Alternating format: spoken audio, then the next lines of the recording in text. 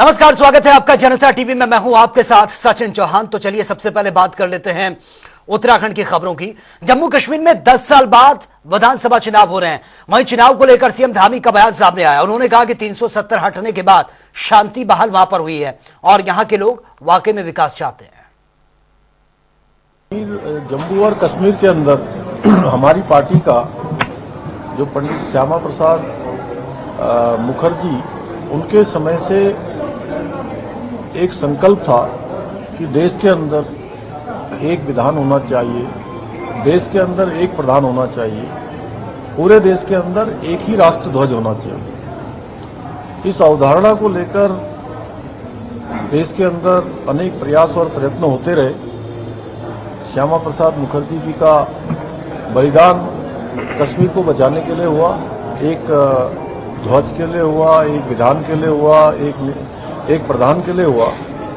सच में उस सबको जो है धरातल पर उतारने का काम, उनके सपनों का कश्मीर बनाने का काम आदरणीय प्रधानमंत्री नरेंद्र मोदी जी के नेतृत्व में हुआ है। और जम्मू कश्मीर वासियों के लिए एक ये बड़ा अवसर है कि पहली बार इस अवधारणा के तहत एक निशान, एक प्रधान और एक विधान के अंतर्गत पहली बार चुनाव हो रहा है। और पिछले लोकसभा के चुनाव में जम्मू और कश्मीर के लोगों ने लोकतंत्र में अपनी गहरी आस्था का प्रदर्शन करते हुए 58% मतदान किया। और इस बार भी चुनाव को लेकर लोगों में बहुत उत्साह है और कश्मीर और जम्मू के लोग विकास चाहते हैं, प्रगति चाहते हैं, शांति चाहते हैं। और धारा 370 देश के अंदर, कश्मीर के अंदर लागू होने से जम्मू और कश्मीर में आज शांति हुई है। आज वहाँ पर टेररिज्म बिल्कुल न्यूनतम स्तर पर आ गया है और टूरिज्म वहाँ का बढ़ गया है। पत्थरबाजी की जो घटनाएं होती थी, आतंकवादी घटनाएं होती थी, अलगाववादी घटनाएं होती थी, जिहाद की घटनाएं होती थी, वो घटनाएं समाप्त हो गई हैं। और हिंदी दिवस के अवसर पर देहरादून में उत्तराखंड भाषा संस्थान की ओर से हिंदी दिवस समारोह 2024 का आयोजन किया गया, जिसमें बतौर मुख्य अतिथि सीएम पुष्कर सिंह धामी ने शिरकत की है। वहीं साथ ही कैबिनेट मंत्री सुबोध उनियाल भी मौजूद रहे। वहीं मुख्यमंत्री ने इस अवसर पर भाषा संस्थान की पुस्तक उत्तराखंड की लोक कथाओं का विमोचन किया है। उन्होंने कहा कि सरकार ने भाषा के उत्थान के लिए बहुत सारे काम किए हैं और राज्य में इंजीनियरिंग और मेडिकल की पढ़ाई हिंदी में ही की जा रही है। हिंदी दिवस की बहुत बधाई देता हूँ, बहुत शुभकामनाएं देता हूँ। और जिन्होंने भारत की समृद्ध संस्कृति और सभ्यता की पहचान, हमारी एकता और अखंडता का आधार हमारी मातृभाषा हिंदी को मैं आज इस अवसर पर सादर प्रणाम करता हूँ कि निश्चित रूप से अभी हमारे सभी विद्वानों ने यहाँ पर बहुत शानदार उद्बोधन यहाँ दिया और हिंदी भाषा के उत्थान, समृद्धि और सशक्तिकरण के लिए अनवरत रूप से जो महानुभाव लगातार काम करते रहे हैं, लगातार अपना योगदान देते रहे हैं। आज के इस अवसर पर मैं ऐसे महानुभावों को भी मैं प्रणाम करता हूँ, उनको भी मैं नमन करता हूँ। भाइयों बहनों, ये आज का दिन, यह दिन और बहुत ही विशेष है क्योंकि यह सिर्फ एक भाषा का उत्सव नहीं है, बल्कि हमारी सांस्कृतिक धरोहर, हमारी पहचान और हमारे गौरव का उत्सव है। और हिंदी भाषा एक भाषा नहीं, यह हमारे राष्ट्र की आत्मा है। हिंदी ने हमारे समाज को जोड़ा है और हमारी सभ्यता को समृद्ध किया है और हमें विश्व पटल पर एक विशेष स्थान दिलाया है। और ये केवल हमारे लिए केवल संवाद का माध्यम या साधन नहीं है, बल्कि ये हमारी अस्मिता, संस्कृति और भारतीयता का प्रतीक भी है। भाइयों बहनों, हिंदी ने हमारे विविधताओं से भरे राष्ट्र को एक सूत्र में जोड़ने का काम किया है। जैसे विभिन्न मोतियों को एकता की माला में पिरोने का काम भी। उत्तराखंड में अल्मोड़ा के मासी गांव के रहने वाले चमन वर्मा के इन दिनों सोशल मीडिया पर वो छाए हुए हैं और उनके स्टंट को देखकर हर कोई हैरान भी है। राज्य ही नहीं बल्कि देश में उनके स्टंट की चर्चा इस वक्त सुर्खियां बटोर रही है। और इतना ही नहीं, खुद मुख्यमंत्री पुष्कर सिंह धामी ने भी चमन से मिलकर उनके स्टंट की जमकर तारीफ की है। साथ ही उन्होंने चमन को हर संभव मदद देने की बात भी कही है। आपको बता दें कि इससे पहले चमन ने कहीं भी किसी भी तरह की कोई कोचिंग नहीं ली है। अल्मोड़ा जिले में मासी के ग्राम पंचायत कनौनी के तोक भटोली निवासी 20 वर्षीय चमन वर्मा द्वाराहाट महाविद्यालय में बीए तृतीय वर्ष के छात्र हैं। उनके पिता ब्रिजलाल वर्मा एक वाहन चालक हैं। इन दिनों चमन इंटरनेट मीडिया में छाए हुए हैं। हवा में कलाबाजी, तेज दौड़ और अलग अलग करतब दिखाने वाले चमन के शरीर में मानो बिजली सी फूटती है। इंटरनेट मीडिया में उनके प्रशंसक इस प्रयास की काफी सराहना कर रहे हैं। वह 5 से अधिक युवाओं को लाइन में खड़ा कर उनके ऊपर से लंबी छलांग लगा रहे हैं, जबकि हवा में कलाबाजी का वीडियो भी इंटरनेट मीडिया में तेजी से वायरल हो रहा है। वहीं सूबे के मुखिया पुष्कर सिंह धामी भी चमन वर्मा के इस प्रतिभा के कायल हुए बिना नहीं रह सके। आपको बता दें कि मुख्यमंत्री पुष्कर सिंह धामी ने चमन वर्मा से सीएम आवास में मुलाकात की। इस दौरान सीएम धामी ने चमन को राज्य सरकार द्वारा हर संभव सहायता का आश्वासन दिया। वहीं पुष्कर सिंह धामी ने अपने आधिकारिक एक्स पर पोस्ट के माध्यम से यह जानकारी दी कि अद्भुत शारीरिक संतुलन क्षमता से हैरत अंगेज स्टंट कर सोशल मीडिया के माध्यम से अपनी अलग पहचान बनाने वाले मासी अल्मोड़ा निवासी चमन वर्मा जी ने शासकीय आवास में भेंट की। प्रदेश सरकार की ओर से चमन को हर संभव सहायता प्रदान की जाएगी। चमन की मेहनत एवं उनका जुनून सभी युवाओं के लिए प्रेरणादायक है। मैं उनके उज्जवल भविष्य की कामना करता हूं। बतौर चमन वर्मा उनका सपना भारतीय सेना में शामिल होने का है। इसके लिए वे लगातार कठिन परिश्रम भी कर रहे हैं और भर्ती की तैयारी के दौरान ही उन्होंने हवा में कलाबाजी दिखाना शुरू किया था। गौरतलब है कि चमन को यह स्टंट करते हुए 8 महीने के से भी अधिक समय बीत चुके हैं। उन्होंने इस स्टंट के लिए किसी भी प्रकार की ट्रेनिंग नहीं ली, ना तो कहीं से इस कला को सीखा था। तो इस प्रकार से उत्तराखंड का एक लाल जो उत्तराखंड में एक नायाब काम कर रहा है। चलिए खबरों में आगे बढ़ लेते हैं और अब बात होगी उत्तर प्रदेश की खबरों की। गोरखपुर में गोरखनाथ मंदिर के महंत दिग्विजय नाथ की 55वीं, महंत अवधेश नाथ की 10वीं पुण्यतिथि पर सीएम योगी ने श्रीमद् भागवत कथा का शुभारंभ यहां पर किया, जिसमें देश के तमाम हिस्से से आए साधु संत और धर्माचार्य शामिल हुए हैं। सीएम योगी ने भागवत कथा में सभी को संबोधित भी किया है।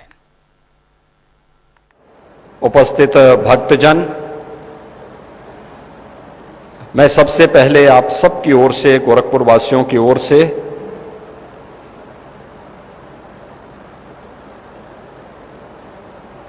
श्रीमद् भागवत महापुराण कथा आयोजन समिति की ओर से कथा व्यास श्रीमद् जगतगुरु द्वाराचार्य पूज्य स्वामी डॉक्टर रामकमल दास वेदांती जी महाराज का मैं कथा शुभारंभ के अवसर पर आप सभी श्रद्धालुजनों, यजमान और अन्य सभी भक्तों की ओर से हृदय से स्वागत करता हूं, अभिनंदन करता हूं। ये यहाँ के श्रद्धालुजनों का सौभाग्य है कि इस बार पुनः उन्हें पूज्य वेदांती जी महाराज के श्रीमुख से श्रीमद् भागवत महापुराण की इस पावन कथा के श्रवण का सौभाग्य प्राप्त हो रहा है। पूज्य संतों के सानिध्य में प्रतिवर्ष गोरखपीठ में आयोजित होने वाले इस वार्षिक कार्यक्रम के अवसर पर जब गोरखपीठ के पूज्य आचार्य ब्रह्मलीन महंत दिग्विजय नाथ जी महाराज और बुंदेलखंड के झांसी में आज राष्ट्रीय लोक अदालत का आयोजन यह किया गया, जिसमें समाज के हर वर्ग के व्यक्ति को प्राथमिकता के आधार पर न्याय दिलाने का प्रयास किया जा रहा है। आपको बता दें कि इस अवसर पर जिला जज सह अध्यक्ष जिला विधिक सेवा प्राधिकरण पद्म नारायण मिश्र ने बताया कि लोक अदालत का मुख्य उद्देश्य लोगों को शीघ्र न्याय मुहैया करवाना है। साथ ही उन्होंने यह भी कहा कि लोक अदालत से काफी लंबित पड़े मामलों का निस्तारण भी संभव हो पाता है और लोक अदालत में निस्तारिता को ये किए गए मुकदमों की आगे कोई सुनवाई नहीं होती है और इससे लंबे समय से दो पक्षों के बीच चल रहा तनाव और लड़ाई दोनों ही समाप्त भी हो जाती है। देखिए, लोक अदालत का मतलब ये है कि जनता को सस्ता, सुलभ और शीघ्र न्याय उपलब्ध कराना है। जो बहुत पुराने केसेस कोर्ट में पेंडिंग रहते हैं, उसमें जो सिविल वाद हैं उसमें आपसी समझौते के आधार पे, जो पेटी ऑफेंसेस हैं जिसमें कंपाउंडिंग केसेस हैं क्रिमिनल, उसमें कंपाउंडिंग के आधार पे, इसके अलावा मोटर एक्सीडेंटल क्लेम, मोटर चालान, बिजली के केसेस और इसके अलावा जो अदरवाइज जो एडमिनिस्ट्रेशन में भी होता है या बैंक के केसेस हैं जिसमें बैंक में लोगों ने ऋण ले रखा है, बैंक उनमें भी वन टाइम सेटलमेंट करके सुलह समझौते के आधार पे केसेस का निस्तारण करती है। इसके फ़ायदे ये हैं कि इसकी लोक अदालत में निस्तारित किए गए केसेस की कोई अपील या रिवीज़न नहीं होता है और एक लंबी जो लड़ाई चली आ रही है दो लोगों के बीच में वो समाप्त होती है और हमेशा के लिए फाइनल होता है वो जजमेंट, उसकी कोई रिवीज़न या अपील नहीं होता है। जो कोर्ट फीस है वो मुवक्किल्स को वापस कर दी जाती है। इसके अलावा दोनों मुवक्किल इसमें विन विन सिचुएशन में रहते हैं, अपने आप को जीता हुआ महसूस करते हैं। कोई ये नहीं समझता कि मैं हारा हूँ केस और इसलिए फर्दर इसको और आगे लिया जाए, नहीं करते। ओल्ड केसेस बहुत सारे इसमें निस्तारित होते हैं सुलह समझौते के आधार पर, जिसमें कभी कभी आप लोग देखते होंगे कि 70 से 72 से कई सारे पुराने केस चल रहे हैं सिविल केसेस, तो उसमें वादकारियों को समझाया जाता है कि भाई इसमें तुम्हारा कोई लाभ नहीं है और इसको सुलह समझौते के आधार पर निस्तारित कर लो, तो वो लोग उसको निस्तारण अपना सुनिश्चित करते हैं। बैंक के केसेस, पिटी ऑफेंसेस, बाकी और भी बहुत सारी लिस्ट है कि जो केसेस इसमें निस्तारित होते हैं और एक अच्छी संख्या में इसका निस्तारण होता है हमेशा ऑल ओवर इंडिया बेसिस पे। हमारे यहाँ झांसी डिस्ट्रिक्ट में लास्ट लोक अदालत में 1,10,000 केसेस का निस्तारण हुआ था, जिसमें रेवेन्यू के केसेस, एडमिनिस्ट्रेशन के और भी डिपार्टमेंट के केसेस इंक्लूड हैं, जिसमें से लगभग 7,500 केसेस झांसी कचहरी के थे हमारे यहाँ डिस्ट्रिक्ट कोर्ट के। इस बार भी हमारा टारगेट है 1.25 लाख केसेस का डिस्पोजल का, जिसमें 8,000 से ऊपर हमारी कचहरी के केसेस होंगे जो सिविल और क्रिमिनल नेचर के, उनका डिस्पोजल होगा। और आप लोग के सहयोग से ही ये इसका निस्तारण हम लोग संभव कर पाते हैं, क्योंकि इसका प्रचार प्रसार बहुत आवश्यक है, क्योंकि प्रचार प्रसार से ही जनता को अवेयरनेस होती है और जनता हमारे तक पहुंचती है और इसमें अपने केसेस का निस्तारण करा के लोक अदालत को सफल बनाती है। धन्यवाद। फिलहाल यहां रुकेंगे, एक छोटे से ब्रेक के लिए लौटेंगे कुछ और खबरों के साथ।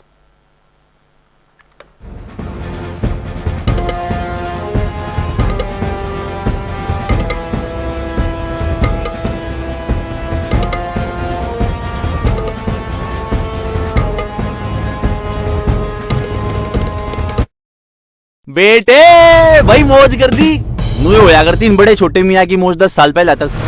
नौकरी बेचो, किसाना की जमीन कब्जा का सौदा करो, अरे मौज करो नॉन स्टॉप है। फिर हमने बीजेपी तो वोट दिया और इनकी मौज पर लाग गई फुल स्टॉप। जब बेटा हमने भरोसा है बीजेपी पे, ना कि इन घूसखोर फैमिली बिजनेस वाला पे। नॉन स्टॉप विकास, बीजेपी पे विश्वास। चलिए आगे बढ़ते हैं। गोंडा में घाघरा नदी खतरे के निशान से 45 सेंटीमीटर ऊपर है। करीब 5 लाख क्यूसेक पानी बैराजों की ओर से ये छोड़ा गया, जिसको लेकर जिला प्रशासन ने घाघरा नदी से जो सटे गांव हैं उनमें अलर्ट जारी कर दिया है। उन्होंने लोगों को सुरक्षित स्थान पर जाने के लिए कह दिया गया है और जिसको लेकर जनता टीवी की आप ये ग्राउंड रिपोर्ट देखिए और समझिए। गोंडा में घाघरा नदी का रौद्र रूप जारी है। आपको तस्वीरों के माध्यम से दिखा दें, आप देख सकते हैं यहाँ पे ये कटान हो रही है। घाघरा नदी के पास हम मौजूद हैं। आप देख सकते हैं ये सनौली का बच्ची मांझा है जहाँ पर तेजी से कटान की जा रही है। हम तस्वीरों के माध्यम से कहेंगे कैमरामैन से जरा दिखाएं, कटान को दिखाएं। आप देख सकते हैं यहाँ पे ये कटान तेजी से हो रही है और यहाँ पे 5 से 7 ये जो पिलर बनाए गए हैं, यहाँ पे कटान हो रही थी। कुछ लेबर भी काम कर रहे हैं। आपको तस्वीरों के माध्यम से दिखा दें, ये कटान को रोकने के लिए यहाँ पे बोल्डर बिछाया जा रहा है और आपको दिखाएं तस्वीरों के माध्यम से कि आप देख सकते हैं बोल्डर लगाया गया है। आप कैमरामैन से थोड़ा चले आए, थोड़ा आगे बढ़ाएं, आपको दिखाएं ये बोल्डर जो कि जहाँ कटान हो रही है वहाँ पे गुलेन के द्वारा फेंका जा रहा है। तो आपको बता दें कि इस समय घाघरा नदी खतरे के निशान से करीब 45 सेंटीमीटर ऊपर बह रही है और बैराजों के द्वारा करीब करीब 5 लाख क्यूसेक पानी छोड़ा गया है। तो ऐसे में घाघरा नदी तेजी से अपने उफान पर है और इसको रोकने के लिए बाढ़ वाले जद्दोजहद में लगे हैं। यहाँ पे व्यवस्थाएं की जा रही है कि कटान ना हो। आपको तस्वीरों के माध्यम से दिखाए, चंद कदम की दूरी पर ये बांध है और बांध से सटे ये कटान हो रही है। क्योंकि ऐसे में अगर इस तरह से कटान होगी तो कहीं ना कहीं ये खतरे का घंटी बज रही है, लेकिन वहीं बाढ़ वालों के द्वारा इसको प्रयास किया जा रहा है रोकने के लिए। गोंडा से जनता टीवी के लिए विपिन सिंह। चलिए आगे बढ़ते हैं। पहाड़ी क्षेत्रों में हो रही लगातार बारिश से बाढ़ का खतरा बना हुआ है और गंगा का जलस्तर, इसी को लेकर रायबरेली के स्थानीय लोगों ने जिला प्रशासन पर आरोप लगा दिया है। उन्होंने कहा कि प्रशासन बढ़ते जलस्तर पर ध्यान देने को तैयार नहीं है, जिससे बाढ़ का खतरा लगातार बना हुआ है। आपको बता दें कि हमारे संवाददाता ग्राउंड जीरो पर पहुंचे हैं, राहुल मिश्रा, और ग्राउंड जीरो पर जो तस्वीरें कैमरे में कैद हुई हैं वो डराने वाली हैं। ये तस्वीरें आप देखिए। जहां इन दिनों अगर देखा जा रहा है तो पहाड़ी क्षेत्रों में लगातार हो रही बारिश की वजह से दिन पे दिन नदियों का जो जलस्तर है वो बढ़ता जा रहा है। इस समय हम मौजूद हैं रायबरेली के डलमऊ कोतवाली क्षेत्र में, डलमऊ गंगा घाट पे। यहाँ पे आपको तस्वीरों में साफ तौर पे दिखाएंगे कि गंगा का जलस्तर दिन पे दिन बढ़ता जा रहा है। यही नहीं, जिला प्रशासन ने लोगों को चेतावनी भी दे रखी है। लेकिन सबसे बड़ी बात तो यह है कि सामने ये चेतावनी बिंदु भी है, आप साफ देख सकते हैं कि चेतावनी बिंदु के हिसाब से गंगा का जलस्तर दिन पे दिन बढ़ रहा। लेकिन सबसे बड़ी बात यह है कि जिला प्रशासन ने जहाँ पे यहाँ सुरक्षा के इंतजाम किए थे, आप तस्वीरों में भी देख सकते हैं, यहाँ पे सुरक्षा के नाम पे शून्य है। ना कोई सुरक्षा कर्मी नजर आ रहा है, ना लेखपालों की टीम नजर आ रही। तो कहीं ना कहीं यह जिला प्रशासन के दावों के ऊपर एक सवाल या निशान जरूर है। अब सबसे बड़ी बात यह है कि आखिरकार इस तरीके की लापरवाही के बाद लोगों को कैसे जागरूक किया जाएगा, जहां जिला प्रशासन यह दावा कर रहा है कि हम लोग लगातार लोगों को जागरूक करने का कार्य कर रहे हैं, क्योंकि दिन पे दिन नदी में जलस्तर बढ़ता जा रहा है और बहुत से लोग ऐसे हैं जो तैराकी के दौरान हादसों का शिकार हो जाते हैं। लेकिन अब जिला प्रशासन के दावों की पोल साफ साफ खुलती नजर आ रही है। यहाँ पे पूरी तरीके से आप देख सकते हैं, घाट परिसर में कहीं पे भी कोई भी सुरक्षा के इंतजाम नहीं है। लोग आते हैं, अपनी तरीके से यहाँ स्नान करते हैं और फिर कहीं ना कहीं हादसों से उन्हें दो चार होना पड़ता है। अब देखने वाली बात यह है कि क्या रायबरेली जिला प्रशासन जिस तरीके के दावों की नींव रख रहा है या जिसकी वो बात कर रहा है, क्या ये दावे यहाँ पे सब सार्थक नजर आ रहे हैं या नहीं, यह तो समय ही बताएगा। लेकिन रायबरेली का जिला प्रशासन पूरी तरीके से लापरवाही जरूर बरत रहा है। राहुल मिश्रा, जनता टीवी, रायबरेली।